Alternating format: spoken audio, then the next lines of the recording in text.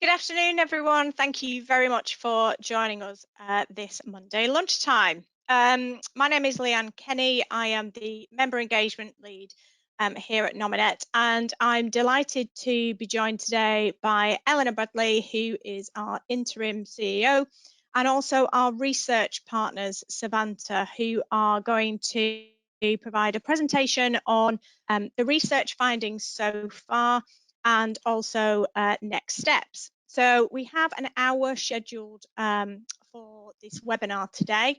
The presentation element will take around 25 minutes, half an hour, so there is plenty of time for you to ask your questions. If you do have any questions, please type them in the questions box, and then we will get to them once the presentation has finished, and we will try and get through as many as we can today. So I'm not going to take up any more time. I'm going to pass over to Ellie now, who is just going to say a couple of words just about the listening process itself. Ellie, over to you. Thanks, Leanne, and welcome everybody, and thank you very much for joining us today. I'm only going to say a few words as well, because obviously the point today is to hear directly from Savanta on the first phase of the listening process. Clearly, this is a really important phase. I know that Savanta have been very keen to hear directly from members and stakeholders as part of this, to make sure that as we move into the next phase of the process, where we're developing an online consultation and inviting all members to participate, we've really kind of sounded out all the issues that need to be included in that next element. I know we've heard from a few members as part of this first phase. Thank you very much if you were part of that and took the time to participate. We really do appreciate you doing that. And of course, what we said when we kicked off this process was that we would make sure that there were updates throughout. So this is the first debrief, a chance to hear directly from Savanta, and we'll follow this up with further debriefs as the process continues. And clearly, this is incredibly important to us. The process we're going through at the moment, really hearing from all members around the issues and opportunities that we face as an organisation, is absolutely key, and it will feed into that broader review that we've talked about around our purpose, our strategy and our structure later in the year. So thanks again if you've taken the time. Thank you for joining us today, and I will now hand over to Megan Oliver from Savanta, who will talk you through what they heard during this first phase. Thank you. Great, thanks, Ellie, and hopefully I've successfully unmuted myself, so it's a good start. So yeah, good afternoon, everyone. My name is Megan Oliver. I'm a director at Savanta, and I also act as project oversight for this listening process, so have been involved in some of the conversations to date and everything going forward. So I will run you through the kind of findings that we've heard thus far, but I'll spend a few minutes up front just discussing kind of where this sits in the wider process, the methodology that we used for this, then run you through the findings, and then at the end as well, we'll talk around next steps and the consultation and what you might be able to expect from that. So as we said, probably about 25 minutes or so of listening to me, and then we've got lots of time at the end for Q&A. I also have my colleagues Max, Harry, James, and Graham on the call with me as well. For those of you that might have participated to date, you'll probably have seen or heard one of our faces or voices. So yeah, they're also on hand to answer any questions that you might have as well. So just moving on and looking, if we can just move the next slide. Perfect. So yeah, I just wanted to spend a few minutes. I think it's important up front to discuss where this sits and the methodology that we've used thus far, and also what we will be doing for the consultation. So really today, as Ellie said, this is this webinar, these findings represent the end of the first stage of a three-stage process, and arguably probably the smallest stage of the project. So we had a kickoff with Nominet, and then we went into this kind of introductory phase, and this comprised of a straw poll, 5 online focus groups, and 9 interviews, so 7 with members, 2 with non-members, and I'll get to that methodology in a moment. But really the kind of purpose of this was to give us, Savanta, the opportunity to hear directly from members, to help us understand some of the key issues from a broad spectrum of members, and ensure that members were really having an input into the design of the consultation. I think we didn't want to just blunder ahead and design a consultation without ever speaking to members or indeed some stakeholders. So to really help build our understanding of the issues. What I will say is absolutely the stage is not designed to be representative of all members. We spoke to about 30 members in total for this stage, which I appreciate is a little over 1% of the wider membership. So it's absolutely not representative. We did try to get breadth, but that's really the purpose of the consultation, is to really engage that wide group of members. So in the presentation today, you'll see some lines that say, you know, some members said this, members feel X. That's really a reflection of those that we spoke to. We're not trying to say that all members feel that way or all members said that. It's just quite time consuming to constantly write out those members that we spoke with said X. So just a note on that.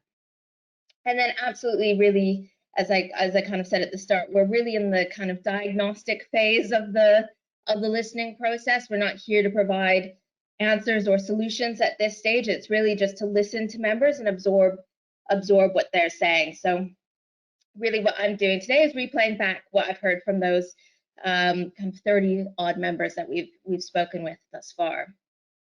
And just in terms of the methodology, because I know we've had a few questions on this, and I think it's important that we're transparent around what we've undertaken and the rationale behind it. So we did conduct the short straw poll a few weeks ago now, I think, and that did go out to everyone with an email address that we have or that Nominet has. We appreciate, though, that there are certainly gaps in the database and some email addresses were missing. We also wanted to do it at speed so that we weren't unduly delaying the process while we collected a bunch of email addresses.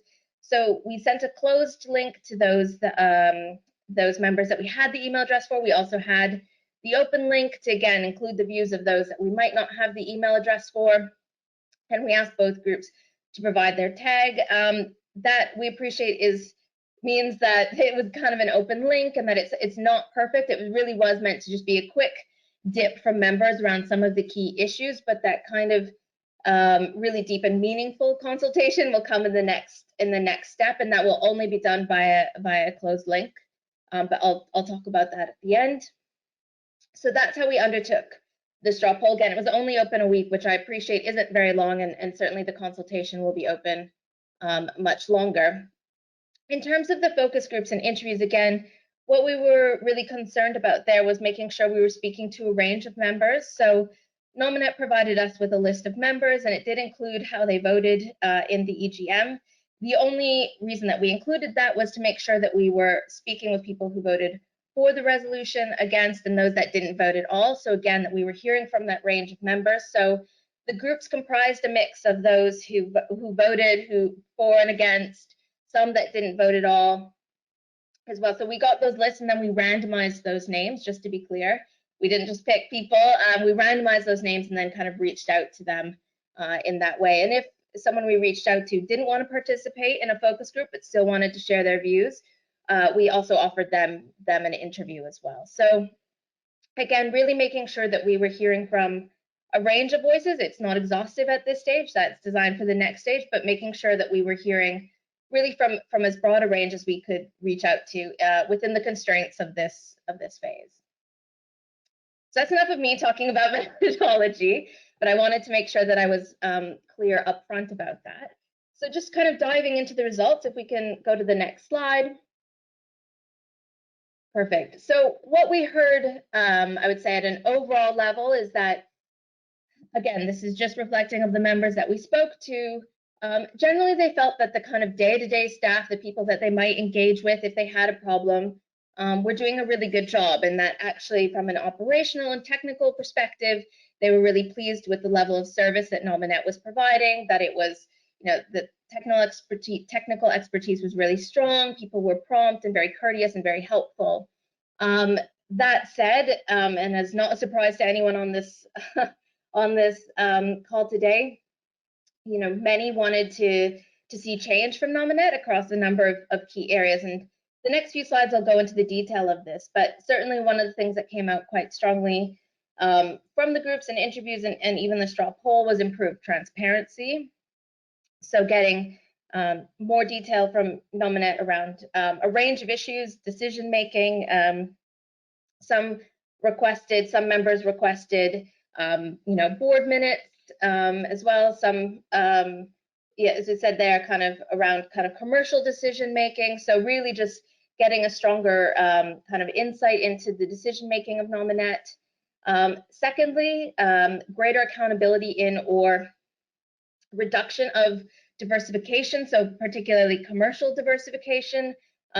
Some members accepted that there should be some kind of commercial interest, but they wanted to understand how these were arrived at. Others actually just said to us, we think there should just be a reduction in this. Third was reduced domain name prices and greater openness about pricing. I would say on this point as well, some of the feedback that we started to hear was some members, accepted that prices might change, but just wanted to understand the rationale behind changing and understand the kind of value of that and where those revenues go. Some also spoke to us, as we say there, around changes to domain name capture and wanting to see some changes there. Fourthly, was better engagement between Nominet and members and a larger pool of members kind of participating and sharing their views. I would say that of those that we spoke with, there was also recognition from members that membership base is broad and that people have kind of diverse interests and views, and that also due to the structure of Nominet with the kind of pricing linked to membership, that's a challenge for Nominet. But I think there was certainly a desire from members to have a kind of better engagement in including that kind of as broad a group as possible for some. And then finally, as well, a greater say in public benefit work. And here, when I say public benefit, I'm referring to specifically kind of charitable or CSR activities, not the kind of public benefit campaign, but a greater say in that type of work. And some members, not necessarily all, but some, those that we spoke to, wanted to see more of a focus on this and see this kind of take on a larger role within Nominet. But I'll go into the details more in the next few slides. If we just move on. Perfect. So I think here, I think everyone here rather hopefully has seen the poll results. So I know they were disseminated previously, but one of the aims of the groups themselves was to explore these findings in a bit more detail, add some context to them, explore things that weren't raised in the straw poll. So in relation to this, kind of summarizes what I've just been talking about on the past slide. Certainly public benefit came out on top for a variety of reasons, which I'll get to in a moment, but there was really consistent views on greater transparency and on engagement, which I've just mentioned. In relation to public benefit, I will say that the term is quite broad and people were talking about it in different ways, and I think that is something we will look to clarify in the consultation, because some people selected public benefit, as you can see here on the slide with the quote. Some people were thinking about it in terms of kind of charitable activity and understanding where money is spent and that kind of thing. Other people were referring to public benefit purely as the kind of public benefit campaign and the lead up to the EGM. So people were referring to it differently. So it's a little bit, I think, misleading, and that's where it would be good we'll be drilling down into kind of more detail on that moving forwards. As I said, on the transparency point, I would say, as I said, we spoke to quite and tried to speak to quite a broad range of members. And this is one of the areas I'd say that from those that we spoke with, they were pretty aligned in wanting to see greater transparency. And as I already started to touch upon, this really touches upon quite a variety of areas. So governance and decision making, certainly remuneration, commercial diversification, how pricing decisions are made. So this really kind of does touch upon quite a few different areas. And then finally on member engagement, I've said a little bit about this already, but some members did also express concerns to us around the handling of the EGM campaign, whether they felt it was completely balanced, But as I said before, they do agree that the kind of operational, technical side of things is a real strength of that. And you can see again that kind of quote at the bottom there around kind of engagement needing to be a bit better, but some of the kind of wider engagement being quite good. And then just moving on,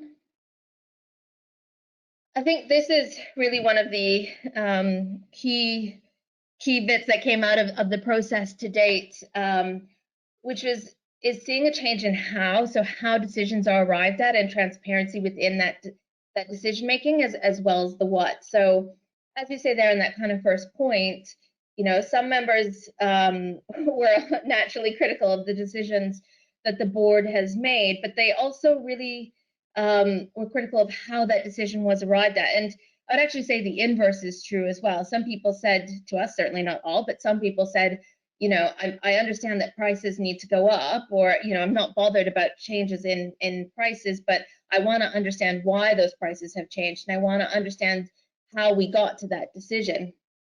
So there's certainly this kind of, which connects with the transparency piece around that. And further to that, a sense of a lack of role of members in decision making, or that sometimes members felt that they were saying something, but it was either they again was kind of being not listened to or put to the side without an explanation to it. And then just kind of continuing that and this point that I've mentioned a little bit already around kind of commercial diversification and investments. You know, as I said, some members absolutely do accept that Nominet should have even some commercial investments, but again, they'd like this process to be more transparent, in a sense that decision making feels a little bit like it's being made behind closed doors, and that's really, you know, reducing levels of trust and creating a sense that, as you say, that there might be something to hide. And I've already kind of touched around board minutes being published was something that people raised, as well as, you know, just getting a sense of the kind of more granular financial details around investments and that kind of thing. So again, we've just got some comments from members in the group.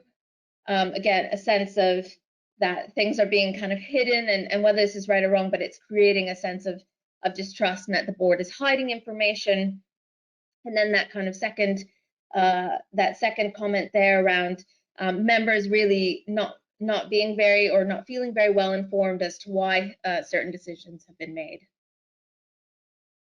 And then just carrying on to the next slide, please. Perfect. So as we said at the start, we did also speak to two stakeholders. So I think absolutely this is something we're going to be looking into, you know, further in the consultation. It is only two stakeholders. We're not here to say that this is what all stakeholders think and want, but one of the kind of initial kind of interviews, or the kind of initial discrepancies, was really between some of the views of members and stakeholders, particularly in relation to Nominet's responsibilities, purpose, and role. What we were hearing from you know, quite a few members is the feeling that Nominet should only be accountable to members. Absolutely not everyone held that view. We had some people say, I think, you know, the general public is who Nominet mostly should be accountable to, etc. But there were quite a few that did say to us at this stage that they felt that Nominet was really a kind of membership organization, whereas the stakeholders, again, just two thus far that we spoke to, really felt that Nominet's kind of main responsibility was for the protection of kind of UK domain space, maintaining critical national infrastructure, and as a consequence of that, they're really accountable to the general public, and should be reusing its reserves for public benefit. And if we just go to the next slide, because it has a little bit more detail on that. So yeah, I guess where this kind of, we distill this down into, this was really focused on, you know, again, who Nominet should be accountable to, and what its exact role should be. And this is a quote from a member that we spoke with, again, just kind of reiterating that they really see Nominet as being responsible to the membership and not any third party, whereas as some stakeholders do see this kind of broader responsibility. But I know other members hold that view as well, but I think that's something we're really going to, again, try and get more detail on through the consultation, is who that responsibility and where that accountability sits as well. Where I will say that kind of members and stakeholders were quite aligned was wanting to see Nominet succeed as an organization, wanting to see a set of practical next steps from this, wanting to see a sense of absolutely it's important to look back and assess the issues that have come up thus far, but also that we start to move forward and that we start to look at what will take the organization forward as well. So just moving on to the next slide. Perfect, good, I'm making all right time here, which is good as well. So yeah, at the end of the groups, we asked members, where do they see Nominet in 5 years' time? What does the future look like? If part of the aim of this is to get some practical future looking kind of next steps, what does that look like? And I will say, to be fair, we threw this on people at the end of the group. They didn't have time to prep, and it's certainly something for the consultation people will have more time to think about. But what we were starting to see, again, off the top of people's heads was, maybe not a totally joined up view currently of what they would see Nominet looking like in 5 years' time. Some absolutely have a clear view, others, aren't quite sure. So some members expressed to us that they wanted to see an end to that kind of commercial diversification, as some things I've already said, kind of lower prices, more transparency, and more of a say in decision making. Others felt that Nominet itself wasn't quite sure on what it wanted, and that maybe because of different responsibilities that they are quite stretched by this focus. So again, this is something that we'll be digging into deeper in the consultation is what does the future of Nominet really look like? So again, just some feedback that we had from members here around kind of someone saying, what is the purpose of the organization? Nominet should actually be better at communicating what they see their purpose as being, and they should communicate that to members. And then that final comment there as well kind of touches upon, what we've started to see as well, is that there really is a wide field of kind of complaints and visions and claims. And, it says here, no one really knows what the membership wants. We need to find a way to start building consensus and say what Nominet really is. And I would say that's certainly something that members fed back to us is thus far is the challenge in consensus building, given the breadth of Nominet members and their size, their responsibilities. For some, this is all that they do, kind of domain restrictions, all they do. For others, just a small part of their business. And there's a wide variety of interests. And that's certainly going to be a challenge for us to try and bring together into some sort of kind of consensus building. But that's something that is something that we kind of need to start to address as well. So just moving on. I'm just going to run through as well, I keep talking throughout this consultation around, or throughout this presentation around the importance of the consultation. So, and it really, I would say that is really the time that we want to hear quite kind of deeply from members around, and as many members as possible really around what they want. So I want to spend just a few minutes here before opening out to questions to discuss that next phase, and not just say how important it is, but then not cover it off. So as I said, the next stage of the process is an online consultation.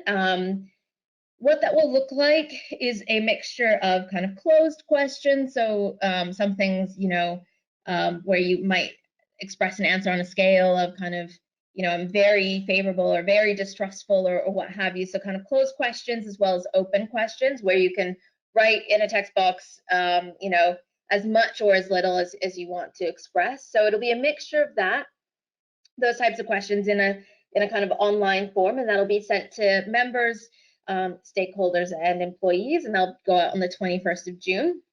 That consultation will be open until the 9th of July, so it's for 3 weeks, and I think that's for a few reasons. One is we want to make sure that we're giving people enough time to really express themselves, to express their views.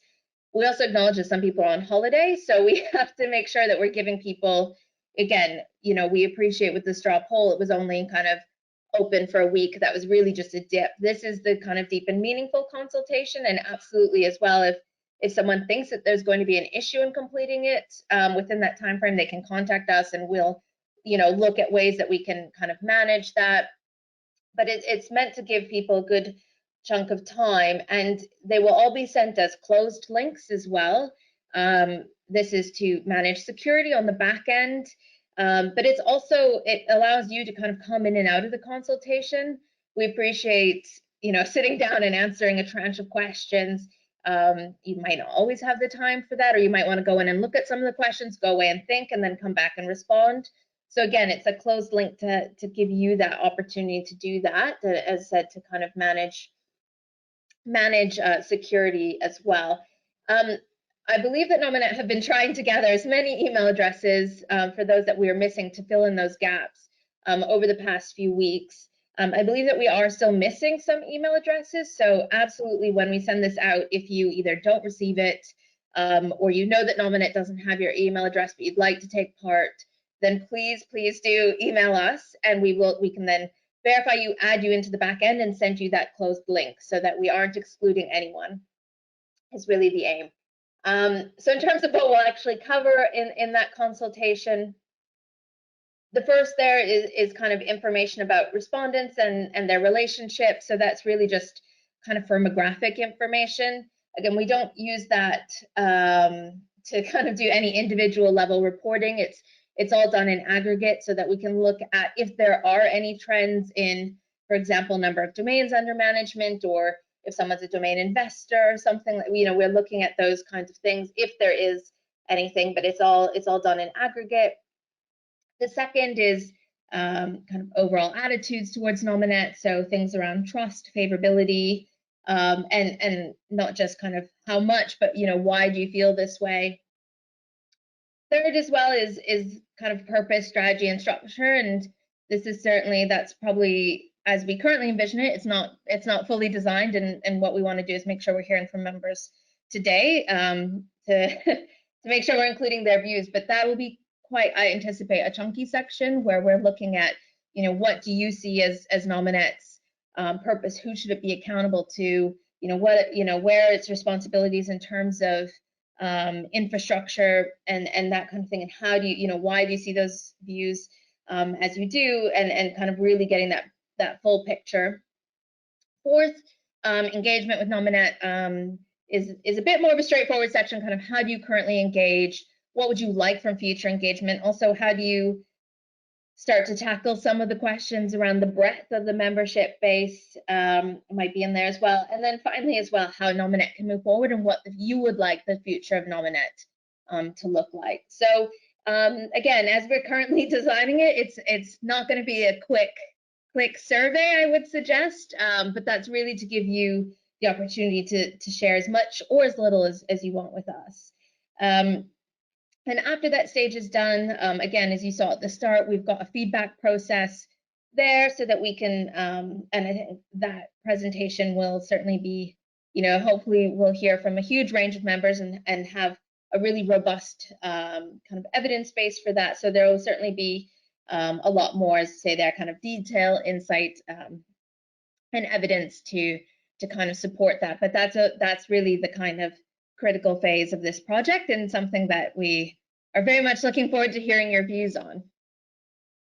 But without further ado, that's it for me. I'm aware that I've just been chatting at people for 25 minutes, so absolutely happy to turn over to questions for now. And actually as well, we've got there on screen, hopefully you can see, is the listening process email address for us. So particularly if you are having any technical issues, or indeed if you believe that you're meant to have received a link, or you just have questions, then please do email us there, and we're happy to get back to you there as well. Thanks, Megan. Right, we do have some questions, I'm pleased to say. Just a note on the members that the survey was initially sent to. We use the list of members that are registered to receive member updates. Unfortunately, not all of our members are subscribed to receive member updates, so we do have quite a number of members who aren't currently subscribed, and we have been doing some outreach to try and encourage members to opt in to receive member updates, not just about the research survey, but also about the engagement program as well. So that's an ongoing piece of work. It's quite a big piece of work, if I'm honest. So yeah, if you If you are not currently subscribed to member updates and you have joined this webinar by being alerted by somebody else, then please do have a look at your online services account and make sure that you are subscribed, because then you get to find out about all of the rest of the engagement stuff too. Okay, I'm going to move on to questions that we have. I'm going to start just with a little bit around methodology of how the focus groups were sort of split up. So we've had a couple of questions on this. So the first question, why were members split up during the focus groups according to how they voted? Megan, I think that's probably one for the Savanta team to answer. And then I think probably one, Ellie, more for you in terms of, can Nominet and Savanta comment on how and why confidentiality of members' votes was breached during the consultation? So Megan, if we can come to you first on focus groups, please. Yeah, sure, absolutely. So I guess there's kind of two elements to that. In terms of the thinking around whether or not they were split up, so we actually ran some groups that were split by, whether people voted for or against the resolution, but we also had some groups that were a mix of votes as well, or people that kind of abstained or didn't vote. So they actually weren't entirely split by that. Just to be clear about that, I know I didn't spend too long talking about that at the start. And really the thinking when we do split people by, how they vote, whether it's for this or for other types of projects, it's really so that we can hear a consensus of opinion. We don't want people to feel in groups to get kind of too focused on kind of proving their point to other people, or to get drawn into that. We want to really hear a kind of strong viewpoint, but we did have the mixed groups as well, so that so that members could kind of come together and bounce off each other and say, well, actually, I disagree with that, I think X. So we did actually do a mixture of both, so that we could hear kind of from both sides as well. Okay, thanks, Megan.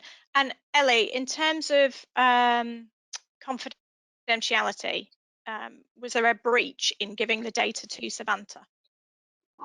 So I think important to say, first of all, in terms of the EGM vote itself, it wasn't a secret ballot as we have for the election of non-executive directors by members. So that kind of resolution could very easily be voted on within a public EGM or AGM environment in the first place. So not secret, but not published to the world, I think was the key point there.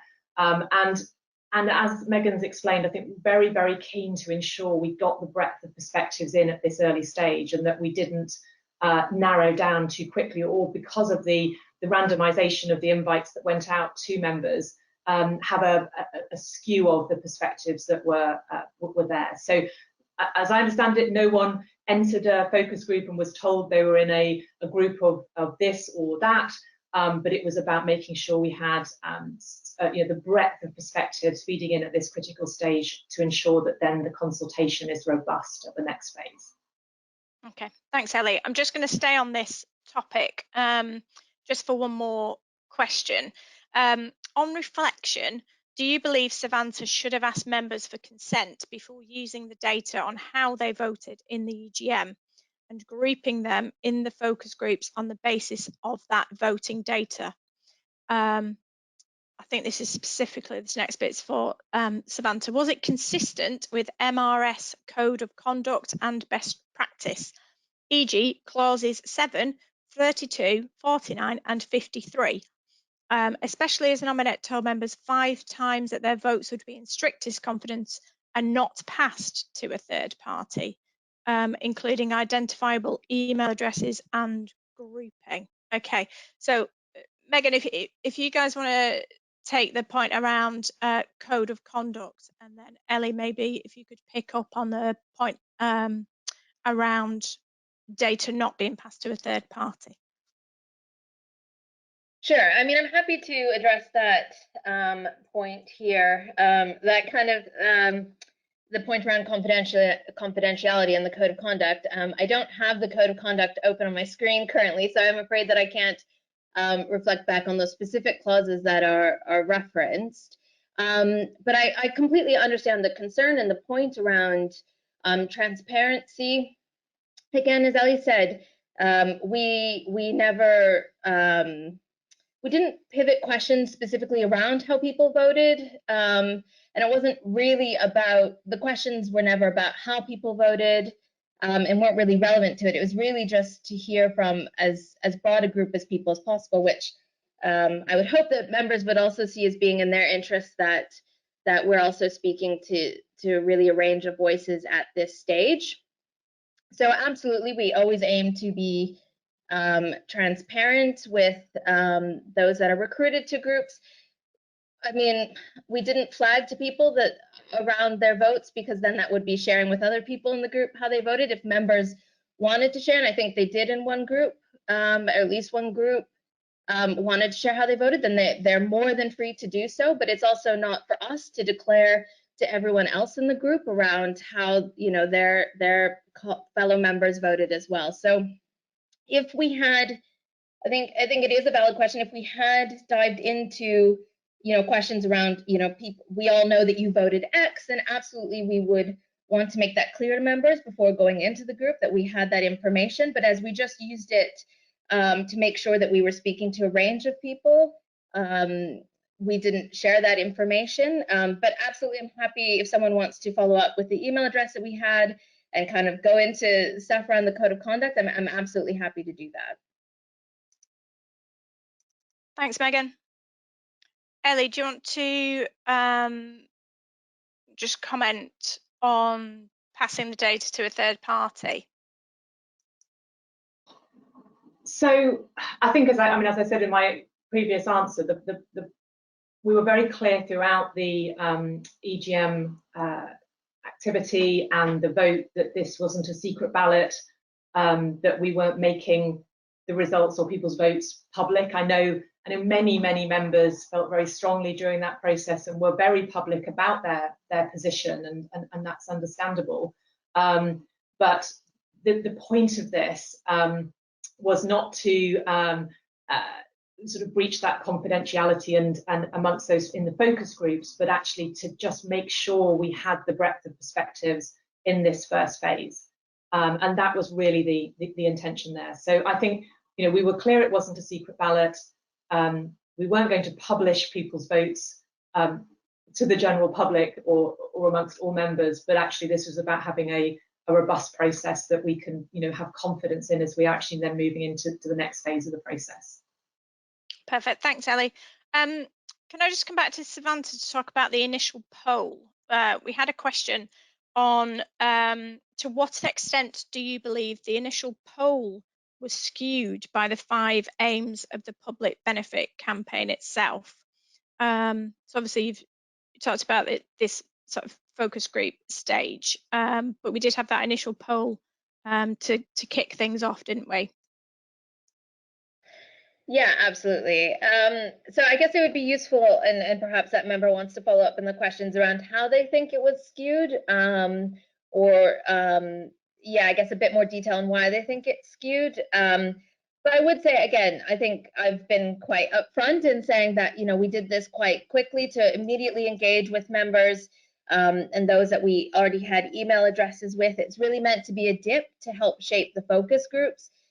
Beyond today, to be honest, the straw poll is probably going to fade into the background. It might be something that we look at to remind ourselves, but really it was just to get that kind of quick, instant reaction from members around what their key issues were. What I would say as well is that we did have other kind of specify box in the survey as well, in the straw poll as well.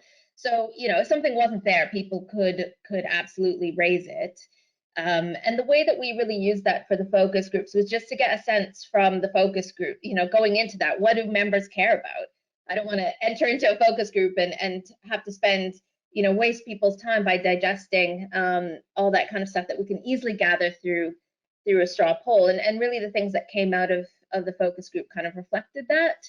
But really the straw poll was spent maybe 15, 20 minutes, depending on the group or the interview, those findings. But we really started off those groups asking members, you know, what are your overall views? What are your overall concerns, or things that you think are going well, things that you would like to see resolved? And then we did spend a bit of time, you know, asking members, okay, what does public benefit mean to you? What does transparency mean to you?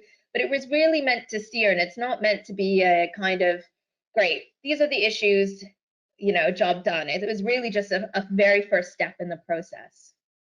I wonder, Megan, as well, if that goes slightly to the point you raised in the presentation, where is public benefit shorthand for a collection of things and issues, or is public benefit, when that came out top in the poll, is it a shorthand for our social impact work as an organisation, and all of those things that you've been drilling into and will continue to drill into through the consultation process itself?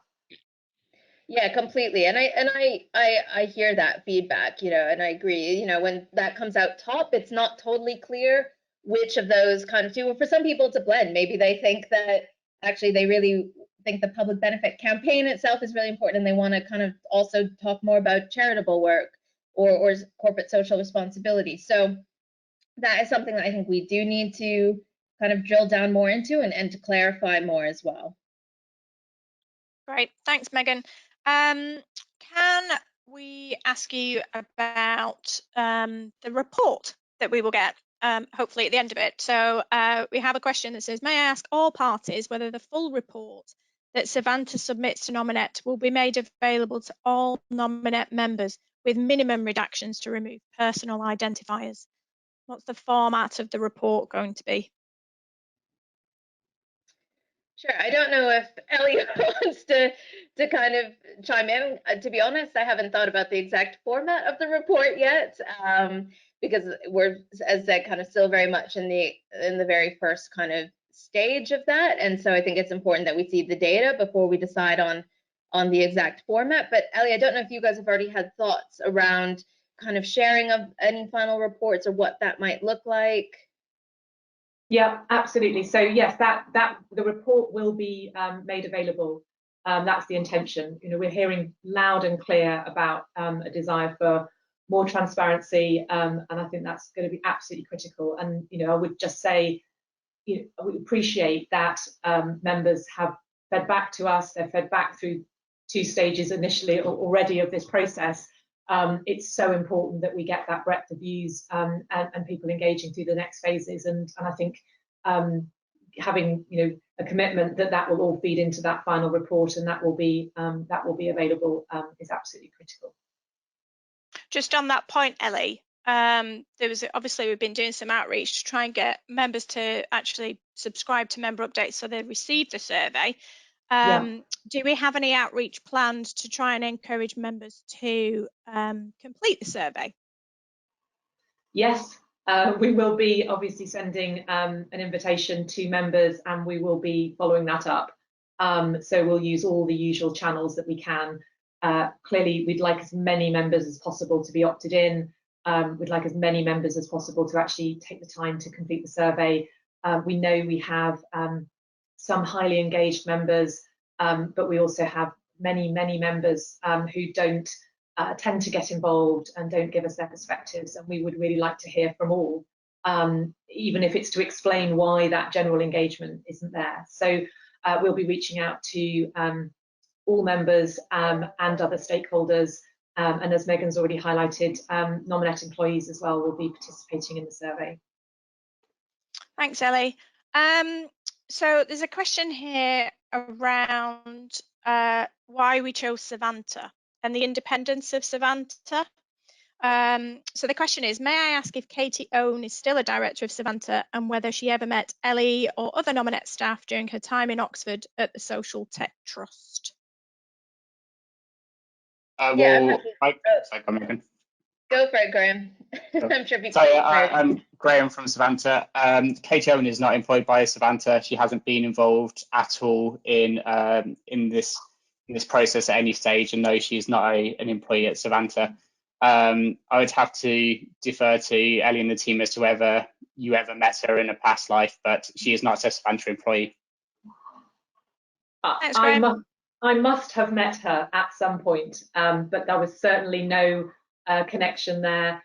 As part of, it was very clear that we wanted to engage in this process quickly after the EGM, and I was in touch with a range of different potential suppliers, and the fit was best from Savanta.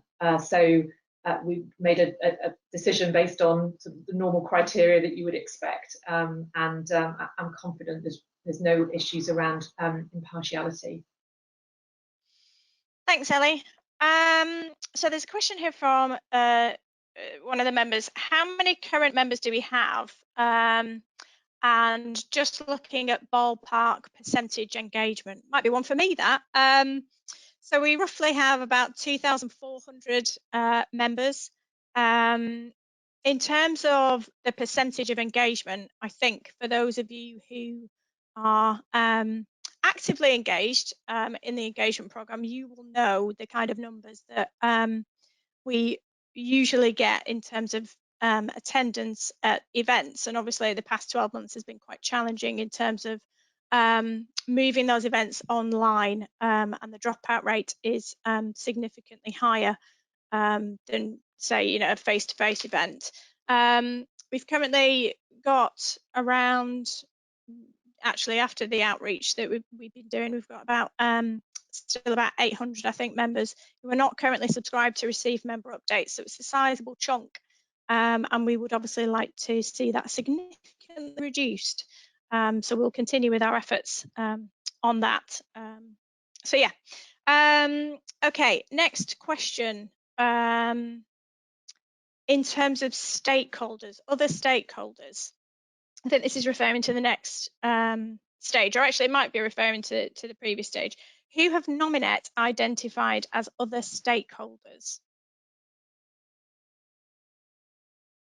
So when we talk about stakeholders, then we are thinking about our commitment to operate for the broader public interest, and the reference to the general public in our articles of association. So as well as people like UK government and various representatives of UK government, we'll be thinking about groups that represent business and consumers. Obviously, we work very closely with law enforcement around criminality associated with domain names, and our employee base as well are all stakeholders in the organisation. So we'll be in touch with a range of different stakeholders to gather their perspectives. Of course, people who are working with us on our public benefit activities as well. Great, thanks, Ellie. Keep the questions coming because we've got 10 minutes left, and I think we've got 2 or 3, I think, that we've not read out yet. So just staying on the different respondents to the survey, can we get a breakdown of the type of responses from employees versus members versus stakeholders?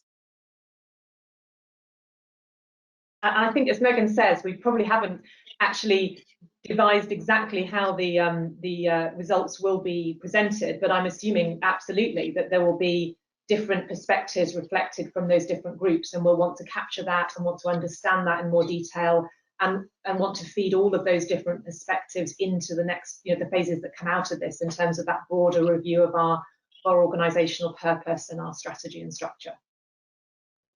Perfect, thank you, Ellie. Okay, a question for Savanta and the board/staff of Nominet. As part of the listing process, in the interests of openness, can Savanta or Nominet provide an open forum where all members can contribute and participate, with the reasonable expectation that Nominet staff would also engage in issues raised? We have a trust problem, and an open forum would dispel the concerns that issues may be filtered out to suit a Nominet agenda in a pretense of listening rather than an open dialogue. So is that about a new forum or a forum as part of this process? I think it's I read it to mean a forum as part of this process. So I don't know if anyone from Savanta wants to comment on the principles of from a research perspective. But I think as part of the actual consultation, we are very keen to understand more about what members want from a replacement forum going forwards, and how we can respond to that. But from a principal perspective, I'm sure there are reasons for and against those kind of very open exercises in terms of gathering perspectives. Yeah, no, absolutely. And I think our strong recommendation, taking into account both what we're trying to achieve here and also the practicality of doing it within the timeframes, was a programme that included the straw poll, it included the focus groups with different members, it includes the consultation stage coming up, it includes some more interviews at the end as well. So it was our professional opinion that following this process would get us to the fullest and most robust results for Nominet through the process. You could make arguments for and against having an open forum as a separate approach. We've decided against on this occasion. We are very confident in the approach we have selected. If it is something though that comes through as part of the research that members would like to see this going forwards in future, and that is of course something that we will relay to Nominet as a finding and an outcome from this process. The other thing I would just mention briefly, I entirely appreciate a natural level of skepticism over whether responses may be filtered or whether there is an ulterior motive here. What I will say 100% from a Savanta perspective is that what we are trying to do is purely and simply understand members and stakeholders' views and opinions and relay that objectively and factually back. The MRS Code of Conduct was mentioned earlier, which we do subscribe to. In fact, our Chief Research Officer is the chair of the MRS, so he's extremely passionate about making sure we do that. And part of that process is all around making sure that that bias is excluded from research and that the findings are a true and open representation of the opinions of participants.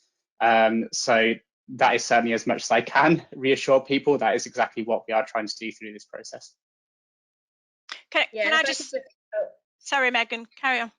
I was just going to add to that to say that I think, particularly as well, the core interviewing team take quite seriously our responsibility to listen to members and to relay that feedback upwards to Nominet, to listen to employees and stakeholders. But it is, something that we have a depth of experience in and do really kind of pride ourselves on listening and being objective in that process and really listening and accurately conveying as much as we can the views of members, just to kind of echo what Graham was saying.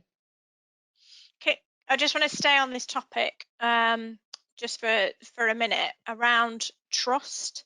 So there's a question here around, if there is to be encouragement of members to complete the surveys, can we have visibility of the messaging? There is understandably, I think, a lack of trust that Nominet will not again seek to influence results favourable to the board rather than the wider membership. Ellie, do you want to take that one? Maybe just explain what the purpose of the listening process is. Yeah, I mean, I'll sort of take both points.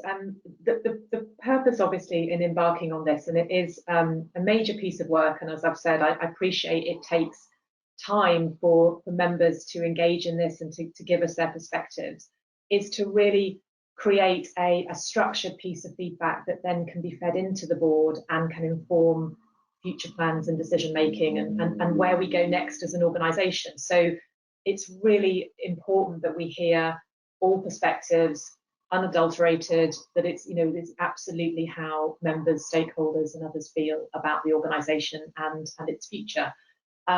In terms of encouraging members to participate in the survey itself, that's sort of a slightly taken me by surprise, because actually what I mean by that is standard form reminders and emails and messaging that would go out to all members, exactly the same basis, encouraging them to take part, not different messaging to different groups or to particular groups of members that we think might give us one particular perspective.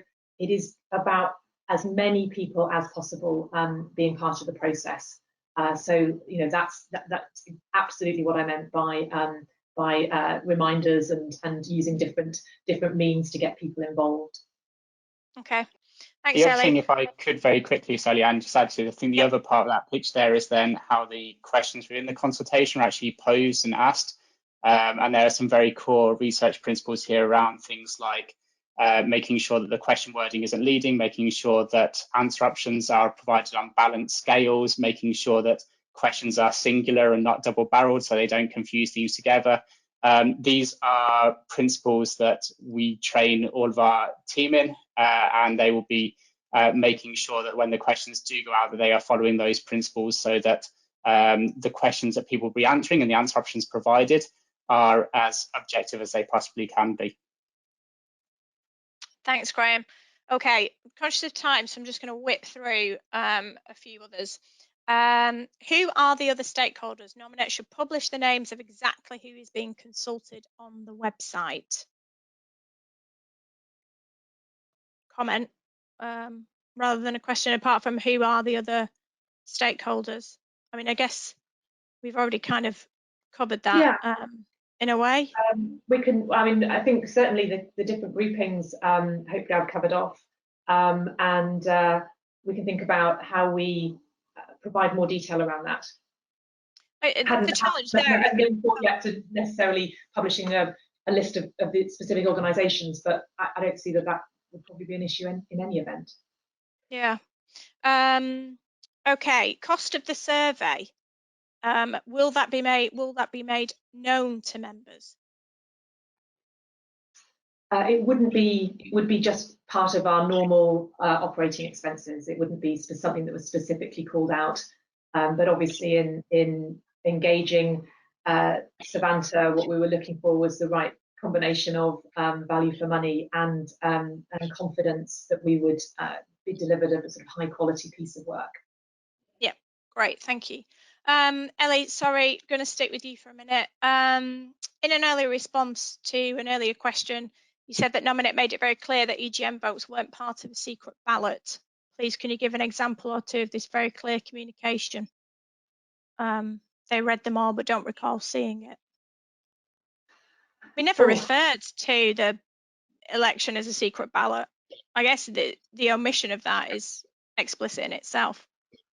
Yeah, I think if we were asked a question, it may be that it didn't appear in sort of standard form communications. I can't recall specifically, but I think very clearly in response to any questions that were asked.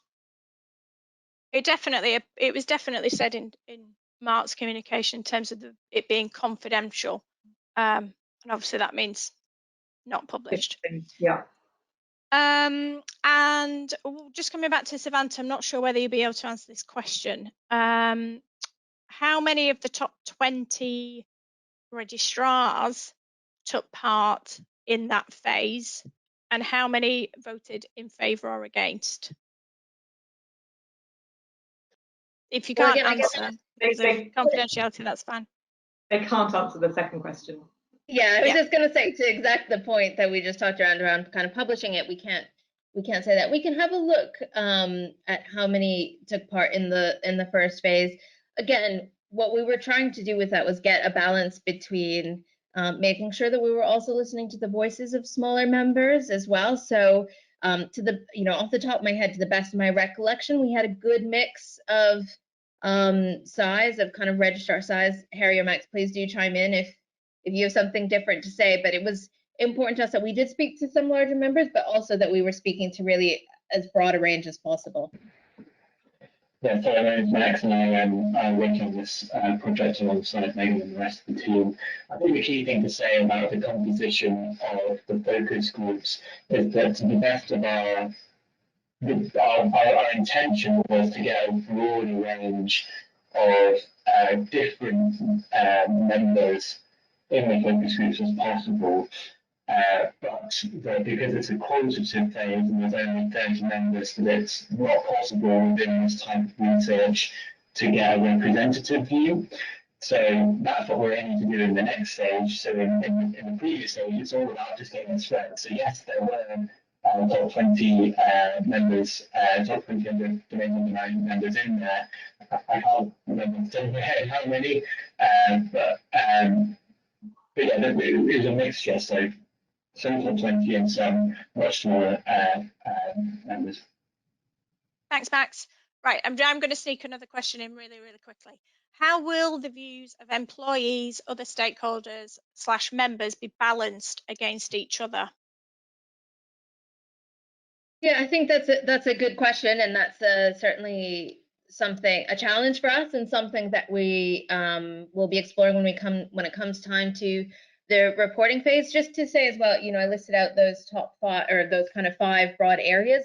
Those don't apply obviously to all groups, so not all groups, it doesn't make sense to ask, for example, employees about firmographics when we know that they work for Nominet. But I think as what has hopefully come out of the findings thus far is that one of the challenges will be around consensus building, and that's why, not to belabor this point, but that's why engagement is so important at this stage, to hear from as many members as possible, because one of the things that we would like to do is to understand the kind of universe of responses and where there's kind of overlap and where they actually diverge quite a bit, and it's something that we will be looking to do, is to understand how we start to kind of balance those different views when a point is, when they're different, but also maybe really emphasizing a point that comes out across all 3 groups and kind of saying, listen, all 3 groups said that this is a key issue, this absolutely needs to be top of the agenda.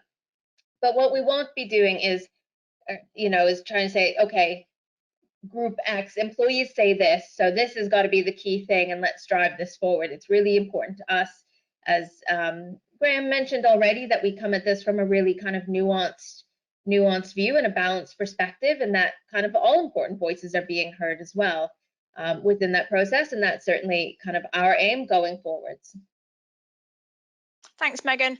We've got a comment on consultation of the UK RAC, but it's not really on this topic, so we're going to take that one offline. And I'm going to finish on a positive, because I think we've got through all the questions. I'd like to thank Harry King for the way he carried out our focus group meeting. He's a very good facilitator. So there you go, Harry, a bit of positive feedback for you. Okay, conscious of time, so I am going to wrap it up there. So just to say thank you very much to all of our colleagues from Savanta for presenting and also answering those questions so thoroughly. Thank you to Ellie, and last but not least, thank you very much to all of you for joining us. If there is anything that you wanted to ask, then do feel free to send it to me by email. The email address is engagement@nominet.uk, and we will do our best to follow that up if we can. But thank you very much for joining us all today, and I hope we do have a public benefit webinar actually on Thursday, if anybody would be interested in joining that. Sorry about the shameless plug there. So if you want the details for that, email me, engagement@nominet.uk. Okay, thanks very much. Hope to see you all soon. Thank you.